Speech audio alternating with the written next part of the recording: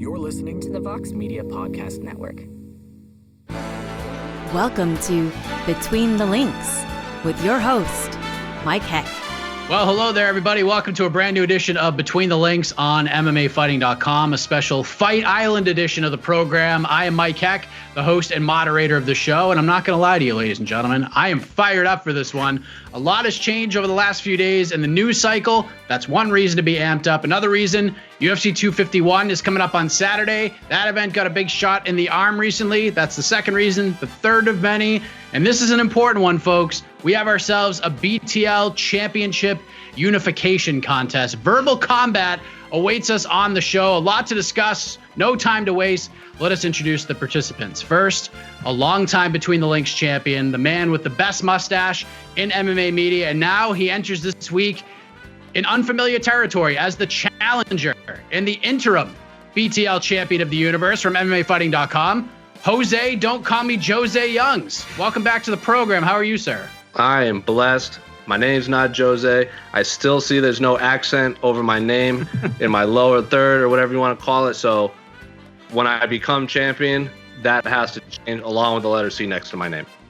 There you go. And his opponent, a man who is now the hottest free agent in MMA media, as you may have seen on Twitter. He was on the show last week. He actually successfully defended his title in a barn burner against Kristen King. The only problem is you didn't get to see it, as we explained on the live show last week. But he is here, and he is the reigning, defending, undisputed Between the Links heavyweight champion of the universe, introducing the great James Lynch. James, welcome back, man. How goes it? It goes. Thanks for mentioning that I won the other week. I was afraid you guys were going to slide that one under the carpet. But no, I'm happy to be here, guys. Excited to duke it out with Jose yet again. If you want the full rule set explained, just go back into the archives, check out past shows. You can get them there because we are getting right into this thing. So just to lay out the scene for those who are not aware of what has been happening, on Friday night, Gilbert Burns was removed from the UFC 251 main event against Kamaru Usman for the welterweight title after he tested positive for COVID-19. It's super unfortunate. It was like a punch in the stomach to MMA fans around the world. And you just have to feel for Jorginho in this whole situation. But he's handled things like an absolute champion. And obviously we wish him a speedy recovery, no doubt.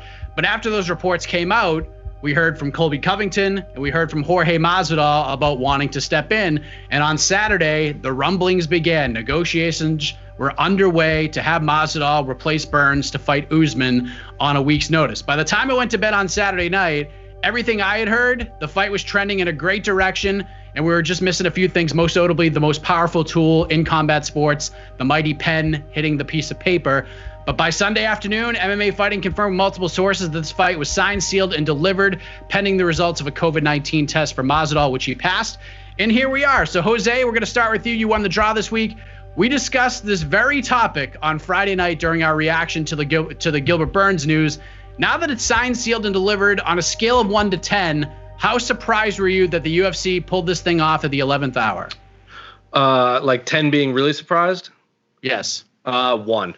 If anyone's going to pull off something insane, it's going to be the UFC. I mean, they held fights during a pandemic. They've flown in fighters from New Zealand, and now they're being quarantined when they have to go back. So the UFC has already proven that they're willing to do whatever it takes to get fights going on. They held three cards in 1 week in Jacksonville just to get sports back in our lives. So surprised that it was Masvidal. I would have been a little more. I wouldn't have been surprised if they just kind of pushed the Usman Burns fights maybe September because you and I talked because Gaethje, Habib. Who knows if that happens in September now.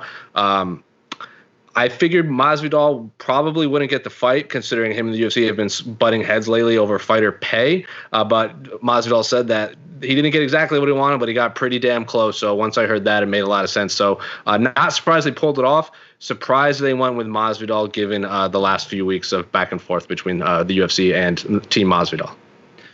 James, what about you? Because, Jose and I discussed on Friday. We thought that, like he said, this was going to get pushed back to maybe August, maybe the co-main event for Cormier and Stipe when they have their heavyweight title fight. And Cormier was speaking with Ariel Helwani today. He thought that was the case. Him and Kamaru had a conversation like, you ready to make that money, champ? And it turned out that this thing was already in the works on Friday night. But considering we have an island and COVID testing and flying all over the world to Abu Dhabi to make this fight happen on 6 days' notice, how surprised are you that the UFC was able to pull a rabbit out of their hat here? Very surprised. I'd say closer to like a 7. I mean, it's not the fact that the UFC managed to put things together at the last minute. It's the fact that, like Jose said, you've got Masvidal in here. And here's a guy that just a few weeks ago was on Twitter talking about how, fighters need to get more, revenue. There was all these things out there that really seemed like Masvidal was going to be out for a while. Count me as one of those people who thought Masvidal would not have this fight happen coming up here on Saturday, just with the fact that it seemed like they were very far apart on negotiations. And they've had so long to book this fight together. Forget about Gilbert Burns. Let's just go back to even like January. I mean, this seemed like the obvious fight to do, but it took so long to get here. So it took, Gilbert Burns getting off the card for them to, finally put something together at the last minute, because Masvidal sort of falls in that category of he's sort of like, on his own island, so to speak, in the sense that he's such a marketable guy. They made a BMF title for him last year. This isn't just a regular fighter they're putting in here. There's a guy that comes with a price tag. And I really felt like a lot of these guys, especially when they're, they want to get paid what they deserve, but we're also in a pandemic where the UFC is having to spend all this money. So they're not going to open up their wallets to make a fight like this happen, but they did. I mean, Masvidal said that they got very close to the number that he was initially wanting. So obviously the UFC, really wanted to make this main event happen. It's a big deal for them going back to Abu Dhabi, having this card. They wanted to have the welterweight title fight in the main event. So, and then the other thing we got to add in too, look who came together to make this happen. Two managers who hate each other, in Abe Kawa and Ali Abdelaziz. I mean, Ali could have double dipped and got, both of his clients paid. There's 20% right there, right, with the 10% from each fighter. So the fact that they were able to come to terms on that alone is surprising in itself. So yeah, it's got to be a 7. The reason I don't go a full 10 is we've seen the UFC have to scramble. I think they've had, if you look at all the international fight weeks over the last, I think, 5 years, all the main events have changed one way or the other. They've, filled some pieces in there. We got, Daniel Cormier fighting Anderson Silva when John Jones is out. So they've been able to do it before. I'm just so surprised that it was Masvidal that they were able to put in that spot, just because of the fact it seemed like they were very far apart financially on coming to terms on the title fight. What a story this has been, and it's continuing on. There's a lot to get to with this particular fight and what it means for the division as a whole. And very rarely on this show or anywhere else am I a Debbie Downer or a devil's advocate, but because I take great pride in being a positive thinker about this sport, because there's not many of us. But there is one thing that's kind of irked me about this situation. As he should, Masvidal is getting universally praised for stepping in like this. It's a super savage move. Everyone's talking about it. But one thing I haven't seen, Kamaru Usman's not getting a lot of credit for this, because think about this. He leaves his gym to go to Colorado to train with Trevor Whitman and Justin Gaethje. He's getting ready to fight Gilbert Burns, who is a completely different fighter with a completely different skill set. And if Usman had said, you know what, I'm the champion, I was preparing to fight Gilbert Burns, let's wait a month, 6 weeks, 2 months, and we'll rebook this fight. Sure, he would have gotten some crap for it, but from some like the outspoken MMA fans, but it would have been a completely understandable move should he have done that. So, James, back to you. Why isn't Kamaru Usman getting any credit for taking this fight and a new opponent on 6 days' notice? Because the matchup favors him. He's a very decorated wrestler. I think if you look at this on paper, and I know we're going to get to the matchup in a second here, but I mean, for Usman, I think he looks at this fight from a style perspective and says, yeah, sure. And plus, he's probably getting a bump in pay as well, because he's fighting a guy like Masvidal, who, let's be honest here, I love Gilbert Burns, but Masvidal is a huge name right now in the sport with what he was able to do last year. So I think for him, there really isn't much to risk here. I mean, yes, he had to go train somewhere else, but I think in general, this is a way bigger fight. I think fans are way more interested, and I think more people are going to buy this pay-per-view now that it's Masvidal and not Gilbert Burns. Again, not taking anything away from Burns, but we're looking at the name value here. Masvidal is a huge name in the sport right now, whereas Burns, last year, we didn't even think this was even possible, Burns fighting for a title. So you got to give, obviously, some credit to Usman here, but I really think it's not that risky for him to take this fight. And a lot can be said, like James said, about all parties getting this thing done, because what a scramble fest that must have been. But let's just say, Jose, that the roles were reversed. Let's say Masvidal was the champion. He's preparing to fight Gilbert Burns, and Kamaru Usman steps in to take the fight on 6 days' notice. You think people would be giving Usman the same shine Masvidal is getting right now? Because I just feel like he's not getting enough credit for his part in all of this. I don't think you would. I think you'd get some shine, but not as much shine, because I mean, remember when he knocked out Colby Covington, and he was the biggest face, to use professional wrestling terms. He was the biggest face in MMA at that point. Like, people were praising him. It was like the crowd went insane. People like were leaving the arena early who were Colby fans to save face. And then 1 month later, they show Usman and Masvidal on the screen, and Masvidal is cheered and Usman is just booed relentlessly. So it just shows how fickle MMA fans are, where less than 1 month apart, Usman went from being the biggest face to just a heel. And that's because Masvidal is one of the most popular fighters in the world right now. He's never been this popular. He's never been as popular as he is right now, and he knows that. And I think Usman knows that. And like James said, this matchup completely favors Usman. He's probably looking at this like, I'm going to fight this guy now because if he fights someone else and he loses, there goes that paycheck. So Usman is taking this fight knowing that it favors him. I think he would get some shine if the roles were reversed. He's shown that he's willing to take these short notice fights. He's offered to fight on that January pay-per-view that was canceled eventually because they didn't have a fight. And then he even cut weight to weigh in when Darren Till fought Tyron Woodley just in case to serve as a backup. And then he went and fought in the main event in Chile. He fought in the main event for a tough finale. So he's done the UFC favors before. So we know he's capable of doing that. Masvidal is just the most popular fighter now. So a little bit of shine, but nothing's going to compare to Masvidal unless you're Conor McGregor right now. We have a lot more about this fight that we're going to get to, but the first round is done. Points going to go to our champion, James Lynch, as we move ahead to our next question, because let's kind of look at the fight itself, because clearly this is the bigger fight. And no disrespect to Gilbert Burns, that was a fascinating fight for a number of different reasons. But when we're looking at pay-per-view buys and the quote-unquote box office, if you will, no one in this world will argue that Usman versus Masvidal is the bigger fight. Like, it's just the facts. It's the much bigger fight. And Masvidal, like you guys both said, he's one of the biggest stars in the sport. There's a rivalry here. Remember the Super Bowl Radio Row incident, etc. And most people believe that this is the fight that should have been made in the first place. But when we look at it from a competitive standpoint, the X's and O's of the fight game, Jose, we'll start with you. While Usman and Masvidal, it's the bigger fight from a numbers perspective, is it the more competitive matchup on paper than Usman versus Burns?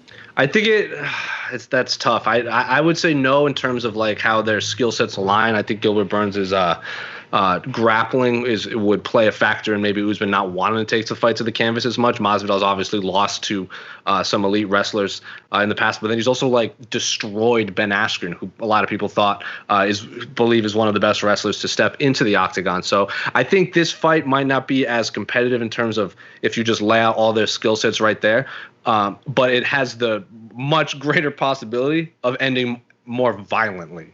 Either man, like you saw, Usman was thought of as like a grinder that just wins. Like, oh, that was a fight I won at 30%, but then he goes out there and breaks Colby Covington's jaw and puts him away.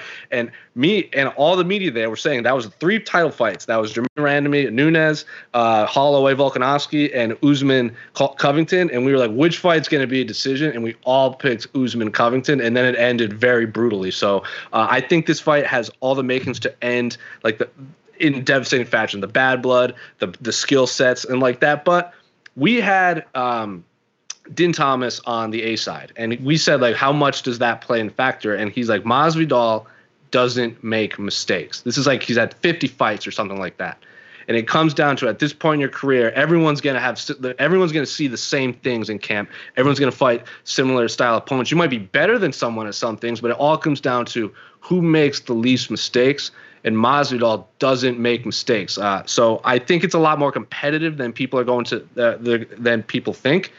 But I still favor Usman. His wrestling ability is just unbelievable. And given Masvidal's track record against wrestlers in the past, I know everyone's going to say the Ben Askren thing. It's not as competitive. It will end more violently. That is my answer. James, what do you think? When you look at both matchups on paper, which one was the more, I guess, competitive fight?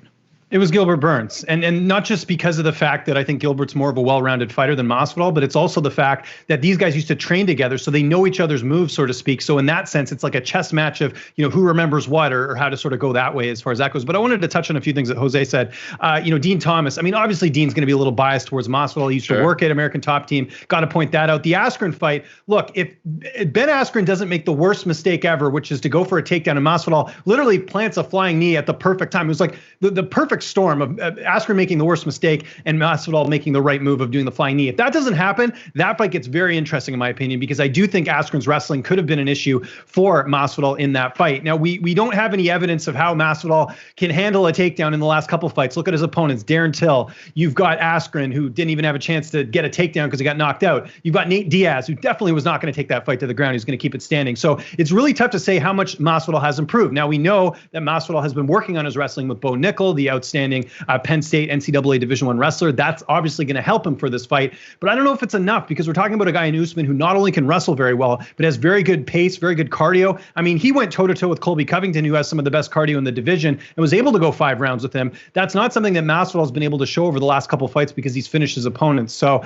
I definitely think the Burns fight was more competitive. But saying that, there is something very, very dangerous about an opponent like Masvidal, who will fight anywhere, anytime, has really, if he loses this fight, it's not a huge deal. He's got double-digit losses. He's a guy also that, is taking this on short notice and kind of being a little bit crazy in the sense that, he didn't get to prepare for Usman for all this time. So there's something dangerous about that, in the sense that I don't think Masvidal has as much to lose here as Usman does. And that's a scary thing. With Burns, though, I mean, he got this title shot. It was well earned. I think, there was more on the line for him in that sense, because this was his opportunity to fight for a title. Whereas Masvidal, no matter what happens to him going forward, he's still going to get big fights. So I think from my perspective, the Burns fight would have been more competitive, but I think this is a lot more intriguing, just with all the factors at play, with the short notice fight, with Masvidal, having issues with wrestlers or getting taken down like we saw in the Maia fight.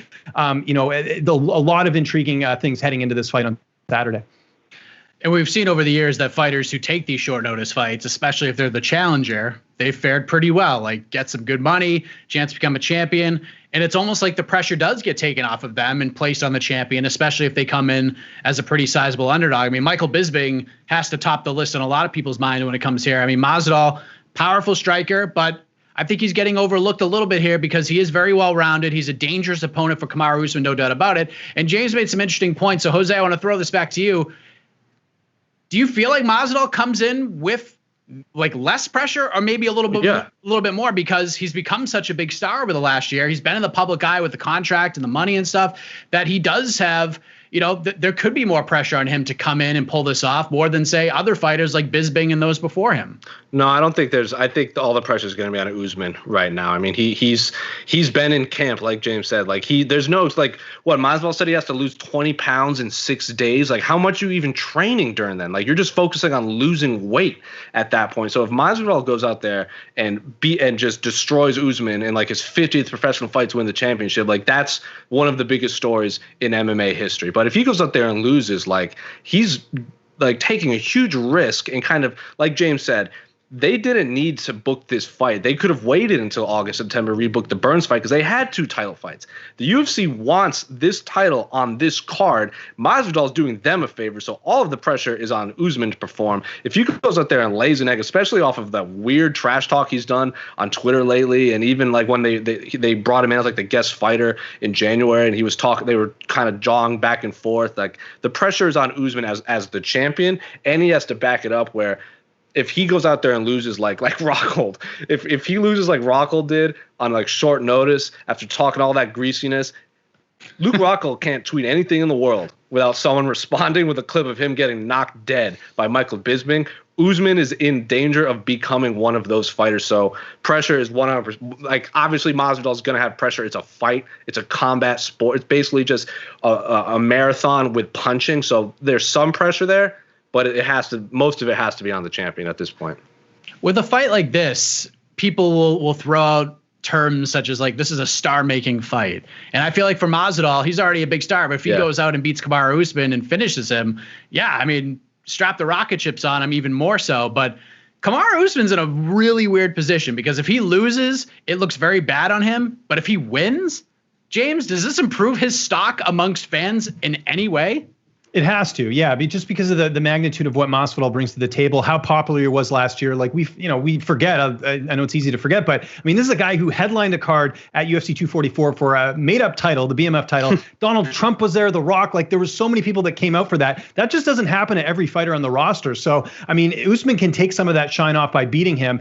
Conversely, though, I think Usman's also not considered very much of a popular champion. Jose talked about how, when he beat Covington, he had all this momentum, but we really haven't heard much from Usman since then, right? So I think it will definitely help his stock in terms of Masvidal just has, just a really crazy fan base. Like, you should see all the predictions I'm hearing from people that Masvidal is going to knock out Usman in the first round and all these things, like, because people love Masvidal. They're into it. So I think if he does win, it has to give him some shine. But at the end of the day, it's going to come down to how Usman markets himself and how he goes forward as the champion. So to answer your question, yes, it will help him. Yeah, and that's kind of what I meant by that, Jose. It's not because, like, people will still look at Usman and be like, damn, that's a savage individual. But when it comes to like star power and stuff, and people actually like buying into what he's trying to sell. I feel like if he beats Masvidal, he's going to be great for him and great for his bank account, but it's not going to earn him a lot of extra fans. You know what I mean? It's going to piss a lot of people off more than likely, right? I think it would depend on how he wins. If he goes out there and just beats the soul out of Jorge Masvidal and just crushes him in 2 minutes, that's a pretty big star-making performance in the first ever fight card on Fight Island. And you just not only take the shine off of him, you just dump mud all over so there's no shine and just take it all for you. But if he goes out there, and no offense to Curtis Blades, I thought it was an unbelievable performance against Alexander Volkov. Like, he went out there and did what he did. If he goes out there and fights like that, and then, you saw Dana White kind of throw Curtis Blades under the bus unjustly. If he goes out there and has a fight like that, that is people aren't going to want. You see that what Daniel Cormier fights, people are still bitter that Daniel Cormier wrestled Anderson Silva. Donald Cerrone threw him under the bus like the next day. It was like, I don't want to go watch that kind of fight. Like, Daniel Cormier is still feeling that effect, and he just went out there and didn't strike with the greatest striker in UFC history. Just took him out of his element and won. If he goes out there and fights like that, he's not going to be a star. He's going to win. Most importantly, win. He's going to get the rest of his paycheck, and he's going to still be champion. So kudos to him. If he goes out there and destroys him in 2 minutes, Usman could be. I don't say he's going to be a megastar, but it's in, like you said, a step in the right direction. But it all comes down to how he wins. Yeah, we've seen instances of fighters where people aren't always bought in, and they have a certain performance, and you're just like, you know what? I'm done throwing shade. Here we go. So that could happen. So great round. Points going to go to Mr. Jose Youngs as we move ahead to our third question.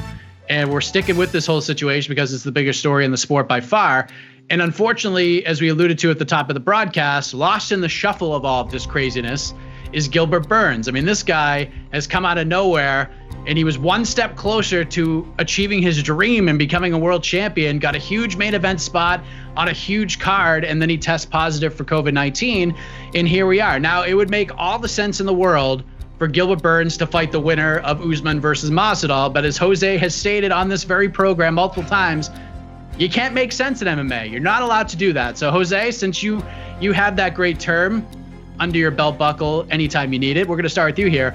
Gilbert Burns should absolutely unequivocally fight the winner of this matchup on Saturday night. He is the number one ranked guy. You're supposed to get this fight in the first place, but things can happen very quickly in this sport. So my question to you is, if you are Gilbert Burns and you're thinking about your championship future, so to speak, are you just the biggest Kamaru Usman fan on planet Earth right now? I would say so, because if Usman wins, it would be a no-brainer to rebook that fight. If Masvidal wins, I assume they're going to go the Colby Covington fight.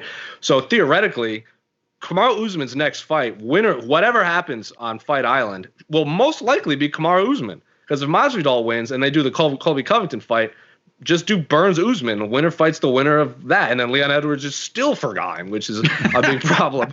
And then if Kamaru Usman wins, Gilbert Burns just fights that. It's similar to like the Stipe DC fight. Win or lose, I think Stipe Miocic fights Francis Ngannou next, either for a vacant title or a title defense. So it's just that's if Stipe doesn't retire, which is a whole nother conversation down the road. So yeah, if he wants to fight for a title in his next fight, he really needs Kamaru Usman to win because, like James said, like they both have the same manager. I'm sure it's going to be easy to negotiate with both guys. Like, hey, you guys are supposed to fight 4. You want to fight Madison Square Garden instead of Fight Island in November? Cool, awesome. Madison Square Garden doesn't happen. You fight in the Apex or Fight Island again. So, yeah. To answer your question, yes. If he wants to fight for a title, he really needs Kamaru Usman to win. James, how many times have we discussed the meritocracy be damned approach that the UFC likes to take in these situations? Like, at the end of the day, they are a business, and business needs to be great, especially in this time period, and it needs to be great at all times. Now, if Jorge Masvidal beats Kamaru Usman, does this put a major wrench in the Gilbert Burns championship parade with all these potential big business fights the UFC could put together at 170 right now? 100%. And let me tell you why. Because Kamaru Usman, if he wins this fight, they're going to continue just giving him opponents and go through the regular run-of-the-mill. It'll be Gilbert Burns and then maybe Leon Edwards after that, and then whoever else is sort of on there. But if Masvidal wins, that really changes things here because he is a guy that's not only would be a champion, but also he's got this huge marketability behind him. He has a huge fan base. He's one of the biggest fighters in the sport right now. You mentioned Colby Covington. I'll throw another name out to you guys here too. And I think this could be the biggest fight they could make in the UFC right now, assuming financially they could come together. How about Conor McGregor? Can you imagine that fight?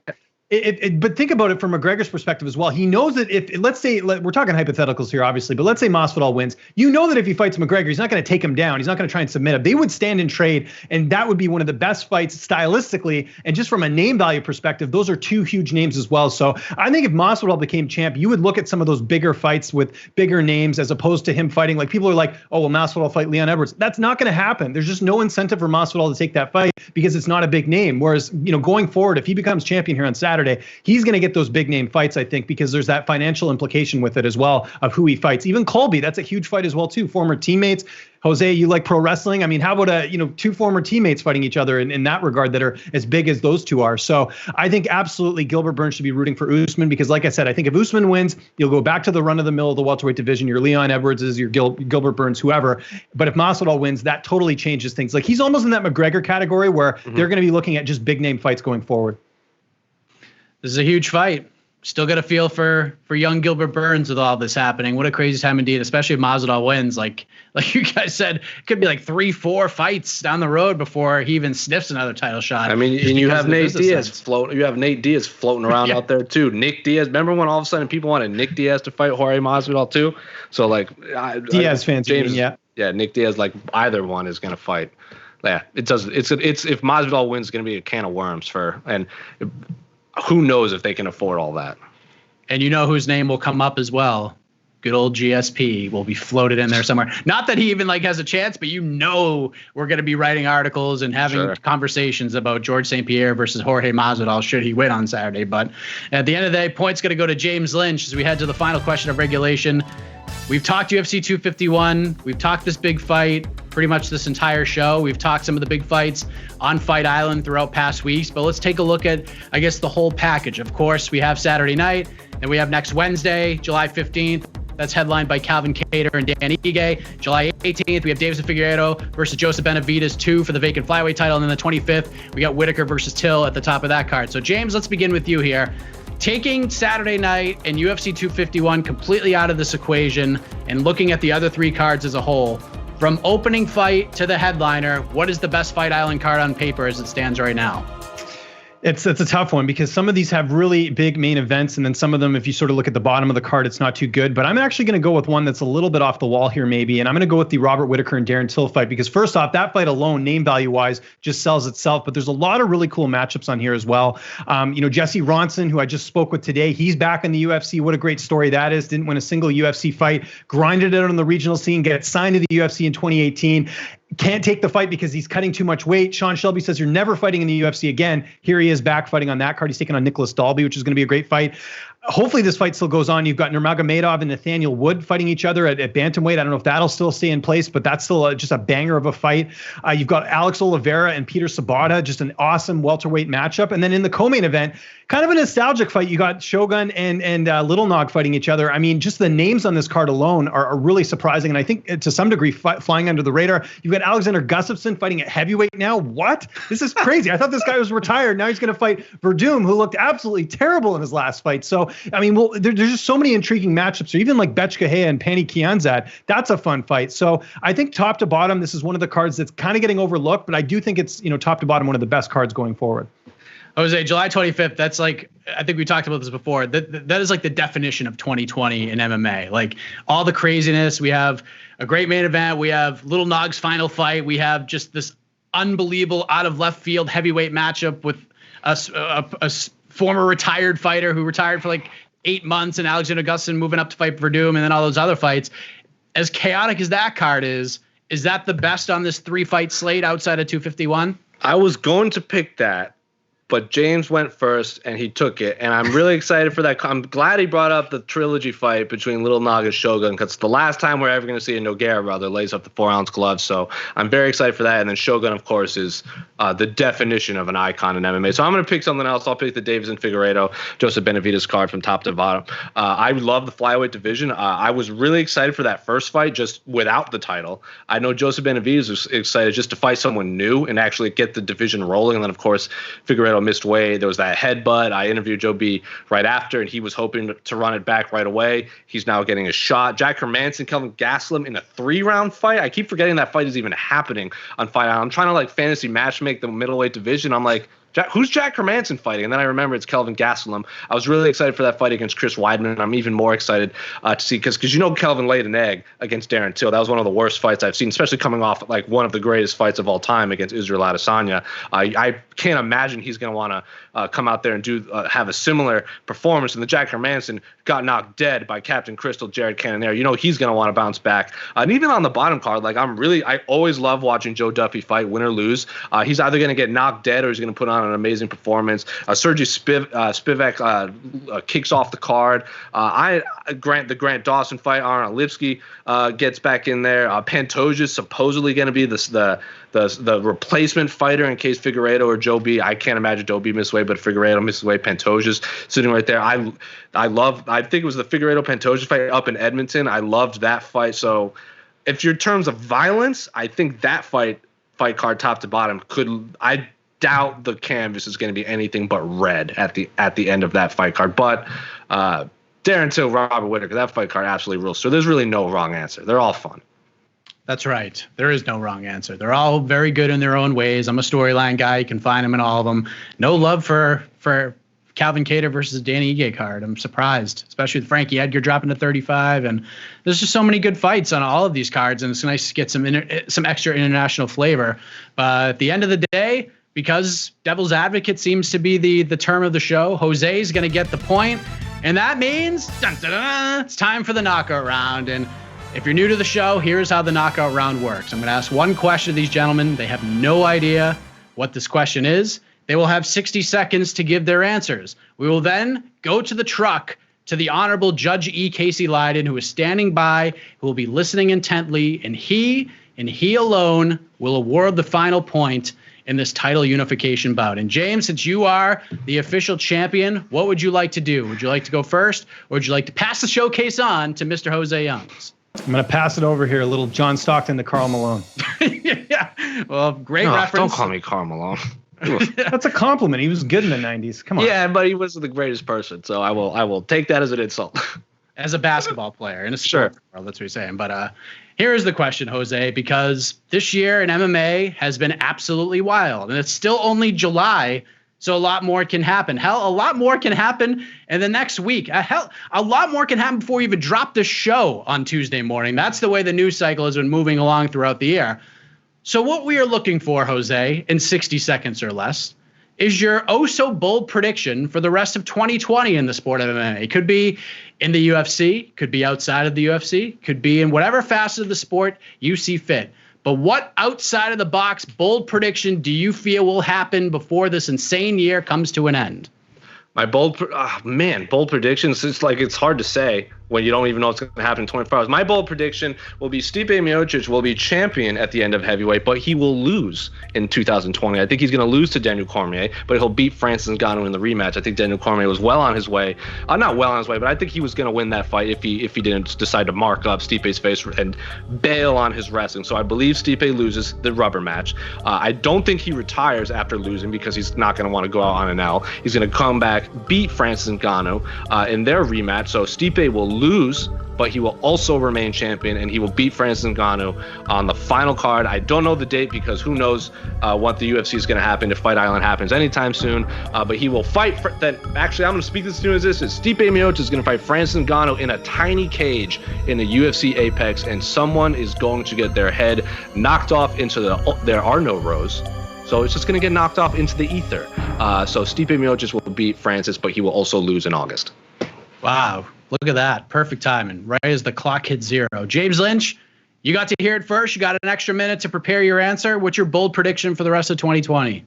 John Jones and Conor McGregor will not fight again this year. And I know Conor McGregor's technically retired, but even if Masvidal wins, I think they're not going to be able to come to terms. I think you're going to see two of the biggest stars in the UFC not fight this year. And part of that is because of the fact that the UFC is not going to pony up the money they want to get these guys going. It's something I've explained before on this show is that no matter what happens, the UFC has to fulfill their cards. They're going to fill them up with whoever they can. Who's available, who isn't, they're going to figure it out. And just looking at the end of the year here, they don't necessarily need a Jones or McGregor to fight. They've pretty much got all the pay-per-view pay-per-views filled up, and I think they can work with what they have. And I think this is going to be a bigger story in the sense that you're going to have guys like Jones and McGregor who, fans are waiting to see their next fight, but they're going to be two of the biggest guys that are sort of holding out due to more money, and I don't see either of them fighting because I think John wants to go to heavyweight, but I don't think they're going to pay him the money he wants. He wants to fight Ngannou, but I don't think they're going to do a super fight like that unless there's crowds in there, unless they can absolutely maximize what they can on John Jones. And same thing with Conor McGregor. He's not fighting unless there's fans in there. All the fans from Ireland coming out. I just don't see it happening. Oh, man. What a battle. Bold predictions off the top of the dome. That's what Between the Links is all about. And with that, we go to the man with the golden gavel himself, Judge E. Casey Leydon. Casey, you heard the closing arguments. How do you rule in this all-important title unification scrap here on Between the Links? It was a tough one, gentlemen. It was a tough one. Oh, man. Jeez, he had Jones, McGregor, Steve ADC. Jeez. Oh, I hate this 10-point mess system. Okay, here we go. And still, James Lynch. Oh, man. Unified. James Lynch retains the title. He has unified the titles. He is the undisputed Between the Links champion. What a run he has been on. And you know how it goes, James Lynch. Victory goes to spoils. You don't get a championship belt or the loser's money like they did in the 80s in professional wrestling, but you do get 30 seconds to talk about whatever it is you want to talk about, good, bad, and indifferent in the sport of MMA. The floor is yours, sir. All right, well, how dumb do fans look now that's saying that Jorge Masvidal was afraid to fight Kamaru Usman? Like, can we find those tweets? Can we go back and highlight those people who said that Masvidal, of all people, the same guy who was in backyard brawls growing up, was scared to fight Kamaru Usman? Listen, everyone's so reactionary in the sport, but let's use this as an example to show that no fighter's afraid to do anything. There's business stuff, there's finances, there's all these things, but enough of this, someone's afraid to fight. Like, look, no fighter's afraid. If they're going to step in the octagon, they're not afraid of anything. So we got to close that narrative off. But more importantly, I can't believe this run I've been on. I better go buy a lottery ticket or something. It's been a good couple weeks. Absolutely. And one thing you have not done, James, as the champion, and I know we didn't get to hear you last week, is you haven't used the outlet to call your shot. Is there anybody that you would like to defend this title against that you feel deserves an opportunity? I'm just trying to think here. You put me on the spot. You know what? Guy talks a big game. He's a fellow Canadian. Aaron Bronstetter. Let's see what he's made of. Bring him up to the plate here. Ooh, I love it. I love the call out. It's beautiful. Jose, what would you like to say? It was a hell of a battle. Could have gone either way. Hey, man, I'm just 0-2 against the champ. It happens. I'm now in that Josh Koscheck, Cody Garbrandt, Alexander Gustafsson, Joanna and Jacek. Like, sometimes you go 0-2, and I beat Aaron Knight, all of a sudden, if Aaron Bronstetter does face James Lynch next, I become the biggest Aaron Bronstetter fan because I am 1-0 against Aaron Bronstetter. So if James gets dethroned a la Anderson Silva, which happened 7 years ago today, I was actually at that fight, then 7 years ago while we were recording this, then I get to physically fight Aaron Bronstetter. Not Between the Links, physical fight. I'll see you later. Wow, how about that? So we've come full circle here on Between the Links, and that's what it's all about. So thank you guys very much for watching and or listening. The numbers have been great, especially on the podcast network. We appreciate that very much. But for Jose Youngs, for our champion James Lynch, for Judge E. Casey Leydon on the production, big shout out to Esther Lynn on the graphics. I am Mike Heck. We'll see you back here with a lot to discuss post UFC 251 leading into that July 15th card right here on Between the Links.